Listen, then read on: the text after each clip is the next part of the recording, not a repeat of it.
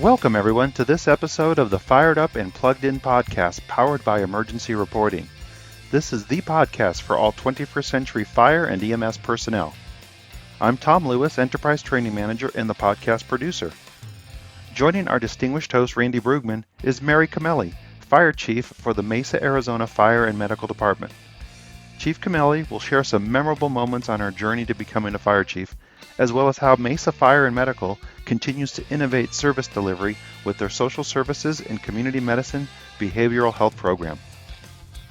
Chief Cameli began her career as a firefighter in 1983 with Mesa Fire, and she was one of the first females hired by the organization. She has held each rank in the organization, including 11 years as an assistant chief prior to being selected as fire chief. Just recently, the Metropolitan Fire Chiefs Association, a section of the IAFC, and the NFPA named her the Metropolitan Fire Chief of the Year. Chief Cameli is a past president of the Arizona Fire Chiefs Association and currently serves as vice chair of the International Fire Service Training Association, IFSTA, their executive board. She has served the past 13 years with Mesa Sunrise Rotary, holding the position of president in 2012. Chief Cameli also serves as a member of the Community Bridges Board and as a member of the Arizona Fire Chiefs Association Board. She earned Bachelor of Arts degrees in elementary and physical education and holds a master's degree in organizational management. I'm proud to welcome fellow Arizonan Chief Mary Cameli to the podcast. Chief Bruegman, it's all yours, sir. Thanks, Tom. Good day, everyone, and welcome back to another session of Fired Up and Plugged In. And today it's my pleasure to introduce Mary Cameli, Fire Chief of the City of Mesa Fire and Medical Department. Welcome, Mary. It's so good to see you. Thank you so much, Chief Bruegman. Yeah, thank you. Really appreciate you being with us today. So let's start a little bit, if you could tell us just a little bit about Mesa Fire and Medical. Okay. Mesa Fire Medical, right now we have 600 employees on our department and about 460 sworn. We have 20 fire stations. We serve a population of just over 500,000, and we're about 138 square miles. Our department has a special teams, which includes hazmat, technical rescue, ARF, which is aircraft rescue firefighting. We have a wildland team, and we also have a bike team. We have in our department, we have ambulances now. We have about 12 ambulances that are, and we're in operation right now. We have 11 of them are peak and 1 24-hour. We are working right now with AMR. AMR still has another 9 to 10 24-hour units in the system. So right now we're working together, but we just got ambulances in our system about 2 years ago, and we're still working on that program as we speak. So is the objective to ultimately take over the transport end of the thing? Yeah, so what we're doing there is we're working with city management as we add units. We started with 2, then we had 4, now we're up to 12. So we work with city management every step of the way, and as long as we get approval from city management and council, then we add units as we go. So our next meeting is next month to see what the next phase will be, and if they're comfortable with the numbers that they see, then then they give us the go ahead to add more. Yeah, and how's the financial with that? I mean, how's that worked out so far? Really well. It's basically paying for itself with a little extra. And I think city management is, as long as it pays for itself, and that's really what we want. The most important thing to us is the continuity of care and the quality of service. And basically the ambulances that we have in service today are paying for themselves with extras as we go along. Yeah. We're still paying off the capital and all that, but the operating costs, we're bringing in more than it costs us to operate it. Yeah, and it's really, I think it's really advantageous to bring everything under one roof if you can. Right. And in Mesa, last year they transported 35,000 calls that got transported to the hospital. So it's definitely a busy transportation group. So yeah. So did you take over the billing system as well? So we are doing that now. We have 4 billers. We're going to need probably 10 at the end of this. But Daisy Mountain is the fire district that's just west of us. They kind of helped us get it off the ground. But we are doing the billing right now. We have 4 billers that are working with Daisy Mountain's assistance for us to do that. So yes, we are doing it as today. Yeah, we did something similar in Anaheim. We didn't initially take over the transport. We contracted for it, but the first step was to take over the billing cycle. Yeah. And we found that actually generated about $6 to $8 million in revenue annually. Yeah. And so I think departments should really investigate taking control of their own destiny as far as the financials go. That's a really good point. And because you have more incentive to make sure you get the collection right. Correct. Although we don't like to send people to collections, we're the kinder, gentler, fire departments don't like to do that. So we'll let our city businesses services handle that piece of it. But yeah, I think you're right, because we have, there's incentive behind it to, make sure people, pay the bills. Yeah, and that's a really good way to just reinvest back into the system and take the load off of the taxpayer as well, because they're gonna have to pay one way or the other. So if we can maximize the finances that are going back into the system, that just ultimately helps the customer. So 100% agree to that. Yep, and put it right back into the system. I agree 100% with that. Yeah. So you started in 1983, which was an interesting time in the fire and emergency services. I started in '79. Okay. I remember about a year after I started, first female firefighter was onboarded, and so I wanted to just talk a little bit about that experience with you when you first started, and then as you have progressed up through the ranks and just seen the change in the fire and emergency services. I'd like to just hear your perspective on that. Okay, I'm happy to do that. So back in '83, we were still riding tailboard and wearing day boots. Yep. That's one of the first things I remember for sure. But myself and a female named Georgianne White, we got hired together. We were the first two women hired by the Mesa Fire Department at that time. And it was new to everybody. I mean, of course, the media wants to know about this, women in the fire service. What's this world coming to? It was a whole new thing. And I have to tell you, so that generated a lot of attention. The folks on the job were really good. I mean, you could tell, I think the spouses were very concerned. Later on, when I'd been on 5-6 years, I had many of the wives and girlfriends come up and tell me that, man, when we first heard about it, we didn't want my husband or my boyfriend working with a woman on the job. Because they were 24-hour, of course, our schedules are 24-hour schedules. And most of our stations at that time were one dorm. And so I made it a point to get to know the families when they show up, because I wanted them to know I'm there to do my job. I'm not there for anybody. I wasn't there for any other reason but to do this job. I was so excited to be on the job. I actually moved out to Arizona to teach school. I just got my teaching degree and I moved out to teach school. Back in Chicago, school starts in September. Back in Arizona, school starts in July and August. So I came out middle of August thinking I'm ahead of the game, and school had already started. So I knew I was either going to be a substitute teacher or I had to get another job in the meantime. So I had a brother on the job, and he's the one that told me about firefighting. Otherwise, I would have never known it was an option for me. That was something we never talked about, that being an option for women. So I was very fortunate and blessed to have him kind of say, this is a great career for someone that likes to be active. I've always been in sports, liked the physical activity part of that. So being on the job, I was very comfortable. I have 6 brothers, so it was nothing new to me to work with all these men. I was just like being at home with all these. I have 6 brothers and 6 sisters, so I'm used to being in big crowds. But I'll tell you, it was really new to the community. We'd show up on calls and we'd get asked, what are we doing there? Are we the cook? Are we the secretary? We'd be in the same uniform, getting off the truck with everybody else. And so many times we'd get asked that question, like, what are we? They figured we were a guest, I guess. I don't know, but we couldn't have been firefighters at that time. So probably it was really new to the community. And I know that the media did a lot on having women in the fire service while we were in the academy and after we got out of the academy, just to introduce it to the public. So starting out that way, I never liked that kind of attention for sure. I just wanted to do my job and just do what we had to do. But then as we progressed in our career, I think every step and every rank was, can a woman do that? Can a woman drive the truck? Because then when I was engineer driving the truck, you get the same kind of comments. Can a woman drive this truck? When I became captain, the same thing is like, can a woman be captain? So I think I was just so used to having all eyes on you for a while in terms of, can you do the job? You just kind of, and what you do with that, and what I learned is I never let those comments bother me. I figured it's just, my job is more to educate. We can do this job, and here we are. Now we have about 23 women on the job. We're just right at about 4 to 5%.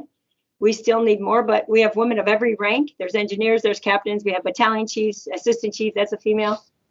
So hopefully today it's not as new to the community. We do events for women, like through the Girl Scouts, and we introduce them to these non-traditional careers now. So these young girls know these careers are options for them. We do what's called an Aspire Academy, where we invite these girls for 3 days. They do police activities, fire activities to introduce them to this career. And so that as they grow up, as they go through high school and college, they look back and say, if that's a job, that's an option for me now. I never even knew that was an option. So that's important to me, to really let young girls know that there's nothing off the table if it's something you, number one, know that it's out there, and two, if it's something you want to do. Yeah. So, but and the fire service has progressed so much. All of our stations now have separate bathrooms, most of them have separate dorms. So we have boots that fit. We have, we got hired, everything. The gloves didn't fit, the boots didn't fit. And so we had to go through all of that. You couldn't even buy uniforms that, you had to get them altered and all that. So now that kind of stuff is much better for our women today. So, and we hope that continues. The more women that get hired, the more accessibility there is to these things. Yeah, I agree, and I commend you on you've been a pioneer. And, so many of the females that came in during that time period. It was really, really difficult for many of them, and so to blaze that trail and to open the door for other females to want to aspire to come into the profession, I think that's just a testament to your leadership, and we all thank you for that. Well, thank you, Randy. I do have to say that I had great mentors along the way, and I think all of us have somebody that kind of mentors you or packs your parachute to help you through. Yeah. And I think when you focus on those, the naysayers are just, in the background. You don't focus on that. You focus on those that are there to support you. And I've been very fortunate and blessed to have really good mentors throughout my career. And then I also look at it like, oftentimes I heard comments when we're taking promotional exams. I'll never forget one time I heard someone tell somebody else, one of the guys saying, "No woman's going to beat me on this test." And I'm like, hey, whatever I could do to help motivate, I think that's a good thing too, right? Whatever motivating factors are out there, let's use them. So I just kind of laughed at that and thought, this is great. It's motivating folks to do things, to be better. Yeah. Well, whatever it takes, right? Right. Exactly. For sure. Yeah. So, the department changed its name several years ago, and kind of want to explore that a little bit, because that kind of falls into the whole 21st century discussion, which we'll get into in a minute. But okay, why did you do that? So let me, the credit completely goes to Fire Chief Harry Beck. He was our chief at the time. And the ironic thing was, we had committees together, and the chief told all of us, he formed a committee, labor management committee, and said, we need to include medical in our name, because that's 75 to 80% of our business. Because we show up and what is the fire, they call 911 and for a heart attack, and we show up and they're like, what's the fire department doing here? I think that still happens today. Yeah. So Chief says we need to change our name. We need to add medical to it. Put a committee together. After like 4 or 5 months, the committee comes back and tells the chief at the time, Chief Beck, you know what? We decided we should probably just educate more on the Mesa Fire Department, do more education instead of adding medical to the name. He said, okay, well, thank you for that. 4 months later, he said, our new name is Mesa Fire and Medical Department. And we have 1 year to transition. So when the committee came back with the suggestion that didn't have the name in it, the chief said, well, we're just going to have to do that. He let us decide whether we wanted an ampersand behind it or a dash or whatever. It's like, but so it was really about educating the public on what we do. That's 80% of our business. And there was never, ever a question asked. When you see Mesa Fire and Medical, now people start understanding we are the medical providers. In the valley here, the entire valley, the engines and ladders have 2 medics and 2 EMTs on them. Wow. And so, yeah, so every unit is an all-hazard unit with ALS capabilities. So he said, we need to let the public know that we are the medical providers in our community. And so he did it. We transitioned, so it wouldn't cost a lot of money. We waited as the next uniform order that came in had our new name. As trucks transitioned out, they put, they repainted them with the Mesa Fire Medical name on it too. So stationary, we used up the old and ordered new. We didn't just throw things out. So it was about a year to 18-month transition on all of that. And it was very, very smooth, very clean. And then people just got used to it. As for a while, they're half are wearing the old uniform and half are wearing the new as we were transitioning. So people kind of got to watch it phase out, So, and now it's just, now anybody getting hired, we've hired so many people probably in the last 3-4 years that's all they know. Now that's all they know is Mesa Fire Medical Department. Well, and so does the community. Right. I mean, exactly. It really creates that alignment from the community to the department about what you do. Right. And because for so long we all knew what we did, but when they all said, what is a fire truck coming for? When I called, and now they see medical on everything we do, and we're all giving vaccine. Now we're out in the public, just really letting them know that we're here for medical too.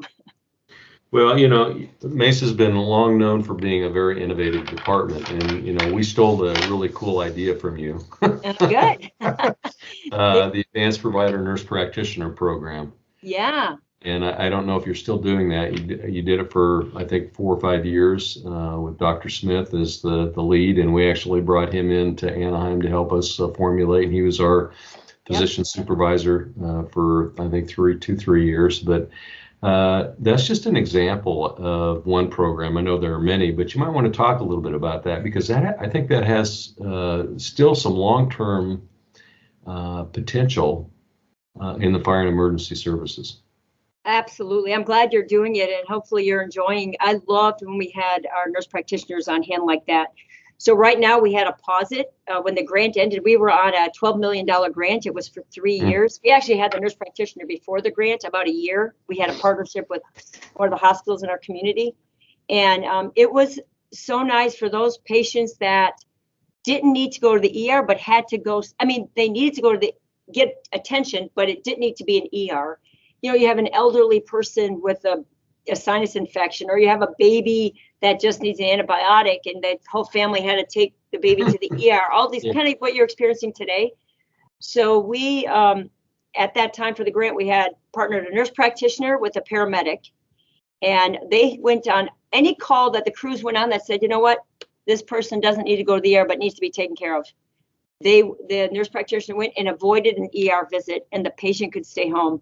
Especially for the elderly, when they don't need to be exposed to all those additional germs, or like I said, these kids that just needed stitches or needed something that didn't need to have the whole family go sit in the ER, because a single mother with 3 kids would have to go sit in the ER. Another thing, a benefit we had to the program, which we learned about as we were doing it, was PD would call us. They have to medically clear patients. Normally, PD would call us, and we, as medics, we don't medically clear chest pain or anything like that. They'd take these people before they brought them to jail. These people would suddenly have difficulty breathing or chest pain. Ironically, that happens right after they get arrested. So PD, so PD would call us, and then we'd have to take them to the ER. Then PD would have to follow, and the other police department would have to follow in the ER. Well, now the nurse practitioners could medically clear. They get on the scene, they look, they check their O2 sat, they check everything. They go, yep, they're cleared. They don't have to go to the hospital, and you could take them to jail. It was a win-win. PD did, it just saved time, money, and they were not, taking up a bed in the ER unnecessarily. Yeah, we actually did the same thing, and PD approached us and said, because they had a small jail in Anaheim, they have a holding cell before they transferred them over to county, and so they asked us if we could, come over and do that evaluation, and that took about an 8 to 10 month process to get through the system, not theirs, but the county system and the jail system, which is a totally different animal.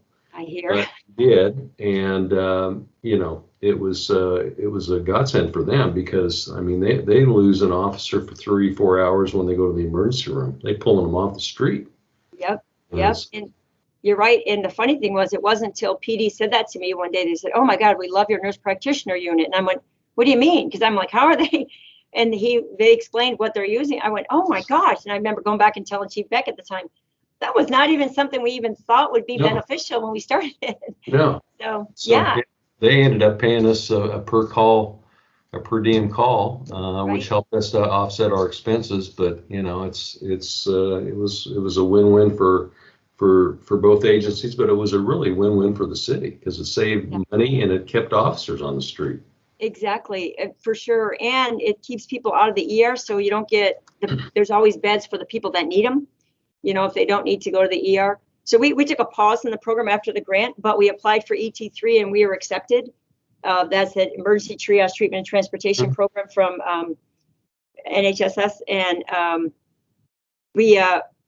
sorry, not NHSS. It's from the one from the national, on the national end. Yes. Yeah. So we applied for that. And so our program is slated to start. We have our behavioral unit in service, which we'll talk about later. That's part of ET3 that you can get reimbursed for taking them to alternate destination. And then we also wrote in there that a year from now, we would have a nurse practitioner in the system for the same kind of thing. So I'm really anxious to get that back up and running. Yeah, I know in Anaheim, they had to, after I left, they had to shelve it when they went into COVID. Yes. And they also lost their nurse practitioner. So I think the plan is they're going to bring that back hopefully next year. But we found there that we were diverting 50% of the transports. We were able to either go BLS or keep them at home. And we were able to release the ALS units about 83% of the time.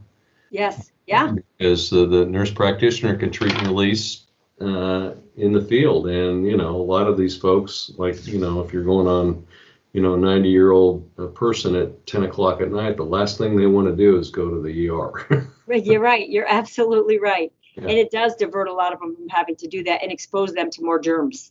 Oh, Yeah. And then if one of your own gets hurt, you have a nurse practitioner right here to assess them, like someone gets hurt right here on the job. We had one of the summer from the city fell and cut themselves. And so the nurse practitioner were right there and helped them out. And he just stitched them up and said, you can stay on the job. Yeah. Yes.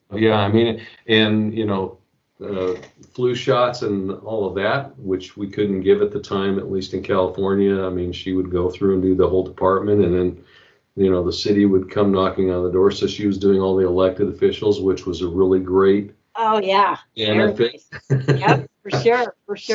So it's a win-win-win. So, well, let's just jump into the whole social service behavioral health program. Because I would really like to hear about that. You bet. So the first one we've been doing the longest is we have two crisis counselors, like a tech and an actual crisis counselor that respond together. So they're in a city vehicle here when the crews, or they listen to the radio and they hear a call, they get on scene. This is for behavioral health. And I'll tell you what, to have them there, the crews absolutely love it, because that's the kind of a area we're not very comfortable with. You can take care of the emergency, but the long-term piece of it. And normally what we've always done is a suicide threat or a suicide attempt that doesn't have anything that's seriously a serious injury, we take them to the ER, even a phone call suicide threat. Well, that takes up a bed sometimes in their ER for 3 days, 2 days until they can find them a place. And kids are even longer. Some kids have been in the ER for a week at a time until they can place them somewhere. The advantage that we have with crisis counselors in the field is when they call to place them, because they are in the home, they have a better chance of getting a bed because they know they're not in a stable environment. When they're in the ER, they know they're safe. They know they're in a stable environment. And the ER also provides a sitter or someone to watch over any behavioral patient too. So they have a twofold event. When they have a behavioral patient in there, they also have to have not only someone to treat them medically, but someone to stand by and watch them, that they don't do anything to harm themselves or harm others. So our behavioral group, they get called to the scene. They assess the patient. They can either do a safety, evaluation assessment and leave them home with another family member if they feel comfortable with that. If this was like, I'm just going to use a suicide threat as an example. And if not, they take them directly to a behavioral facility. Once July 1st comes around with ET3 that we applied for, we will be able to get reimbursed to take them to a behavioral facility, just as if we were going to take them to an ER. It's better for the patient. They get the care that they need right there on the scene. And I have to say that especially now with COVID, it seems like these numbers are rising. There's a lot more kids that are dealing with depression and all of this because of kind of what they've lived this last year.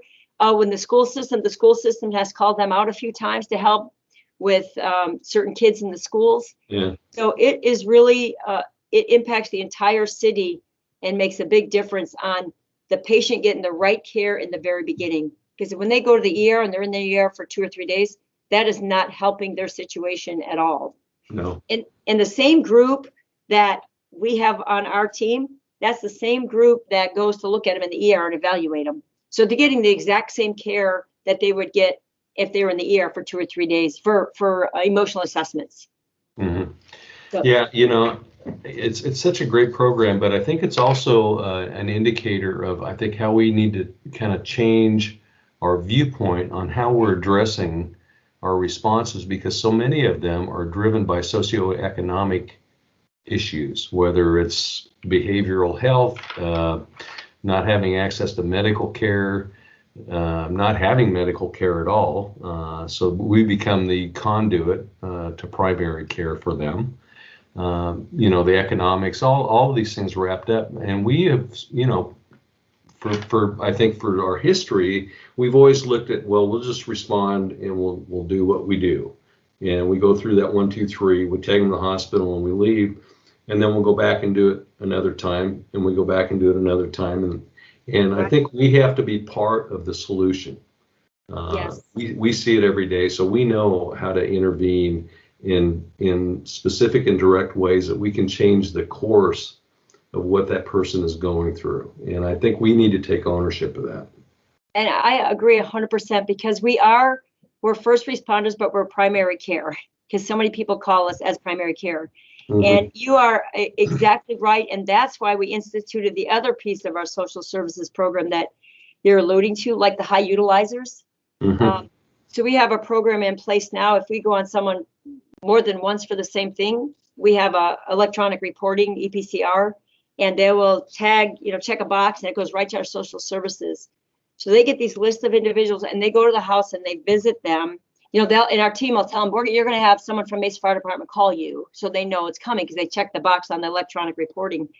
Our team goes out there, and so many times on these high utilizer calls, like literally we might go on a patient 10 times in a 3-month period for maybe falls, or for maybe they need to be in assisted living and no one's ever, they just can't live by themselves anymore.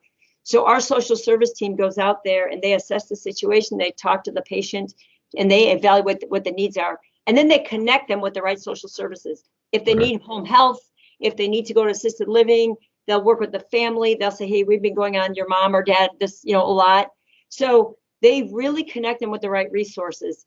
And also what our team does is, if it's for fall calls, we will install pull bars. We will install things to help them, do a home safety inspection.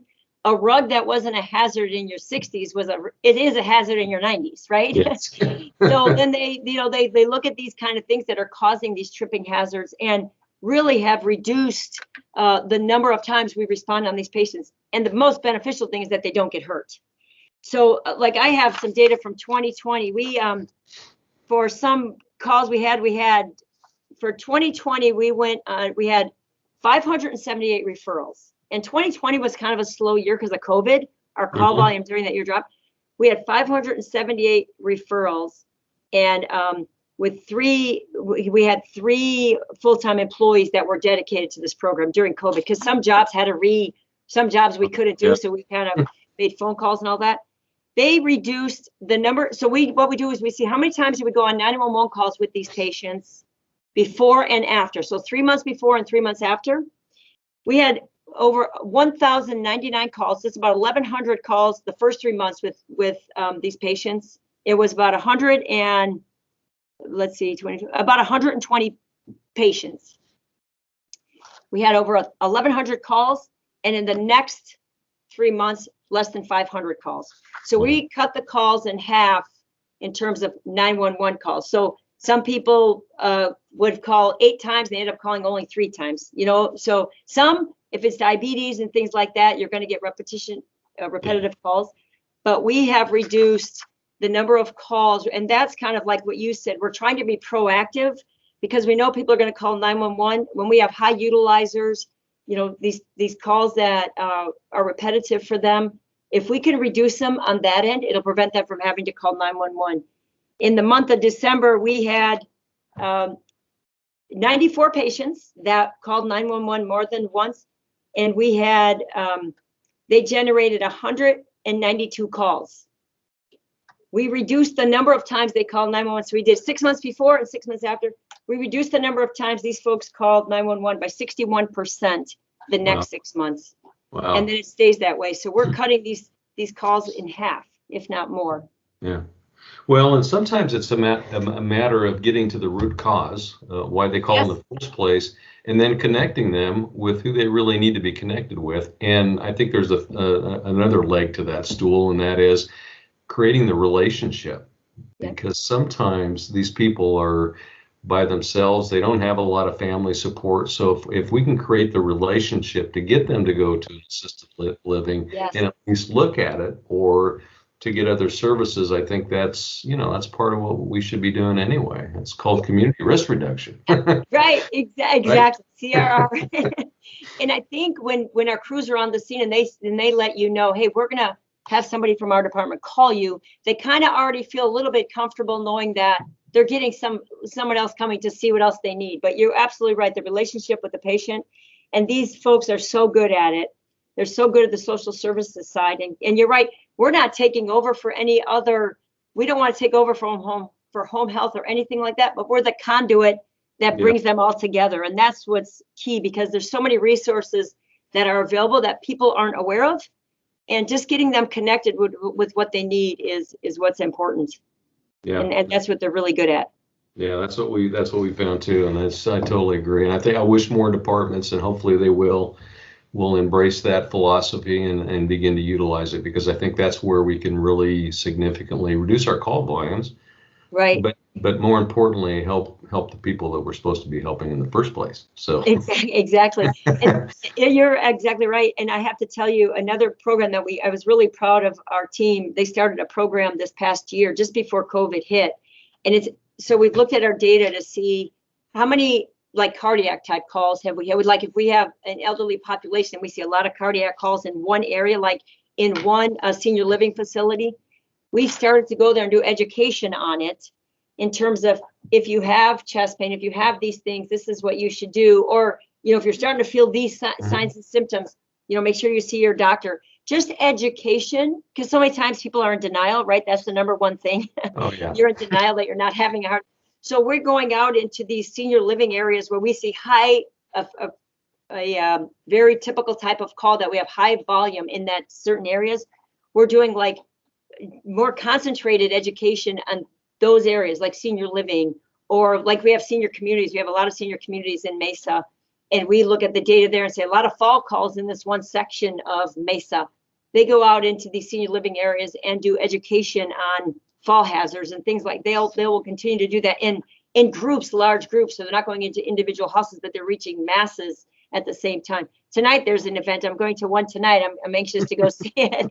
I think they're having it at 5:30. So I'm anxious to see that. But yeah, so they just have gone out and started education in large groups like that to prevent injuries, to prevent falls, to give people awareness of what to expect if they're having chest pain and things like that, so they can get help from their doctor ahead of time before having to call 911. Yeah. I think that's excellent, and that's what we should be doing. Mm-hmm. And hopefully more agencies will take or follow your lead and gravitate and do that. I think it's just essential. Yeah, and I'm anxious to see the before and after with this, because it's a program we just started in COVID. We kind of didn't want to go into the communities as much. Yeah. So I'm anxious to see some of the results here now that we're getting back in there. We're going back in now. So yeah, good. Well, we're bumping up on time, but I wanted to ask you just kind of a final question. Sure. You sit on the board with the Center for Public Safety Excellence. Yes. Yes. And you guys released a report last year called the 21st Century Fire and Emergency Services White Paper, mm-hmm. Which identified some critical issues that I think most fire chiefs and probably everyone within the fire and emergency services should be at least talking about.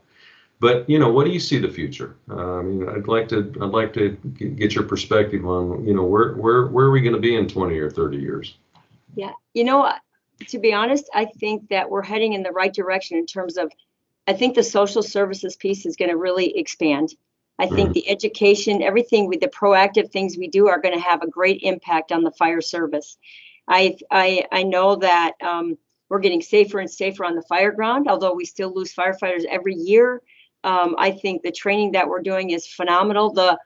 The training capabilities these days with the virtual training and the type of, I mean, just the tools and the equipment for training now are just amazing. I just went to our EMS training yesterday, and we have video laryngoscopes for intubations.